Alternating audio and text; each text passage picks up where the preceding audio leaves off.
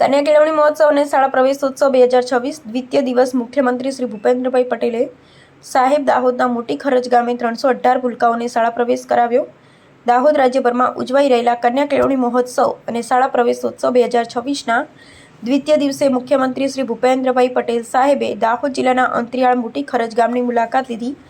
તેમણે રાહડુંગરી વર્ગ પ્રાથમિક શાળામાં 318 ભૂલકાઓનું નામાંકન કરાવી તેમને શૈક્ષણિક કીટ એનાયત કરી। આ પ્રસંગે મુખ્યમંત્રી શ્રી આદિવાસી બાળકો સાથે વડીલ સહજ વાત્સલ્યભેર સંવાદ કર્યો। તેમણે અધવચ્ચે અભ્યાસ છોડી દેનાર બાળકોને પણ પુનઃ શાળાએ વાળવા શિક્ષકો અને વાલીઓને અનુરોધ કર્યો।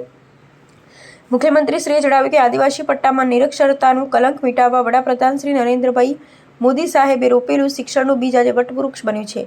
આદિવાસી વિસ્તારના યુવાનો આજે ડોક્ટર, એન્જિનિયર અને પાયલોટ બની રહ્યા છે। નમો લક્ષ્મી અને નમો સરસ્વતી વિજ્ઞાન સાધના જેવી યોજનાઓના દીકરીઓના શિક્ષણ માટે સુરક્ષા કવચ સમાન છે। સાંસદ શ્રી જસવંતસિંહ ભાભોર સાહેબે જણાવ્યું કે શિક્ષણના સફળ અભિયાનોને કારણે ઉમરગામથી અંબાજી સુધીના સમગ્ર આદિવાસી વિસ્તારમાં શિક્ષણનું સ્તર ઊંચું આવ્યું છે અને ડ્રોપ આઉટ રેશિયો નોંધપાત્ર રીતે ઘટ્યો છે। આજે આદિવાસી યુવાનો ડોક્ટર, એન્જિનિયર અને વકીલ બની સમાજનું ગૌરવ વધારી રહ્યા છે। રિપોર્ટર શ્રીકાંતભાઈ કે વોહની।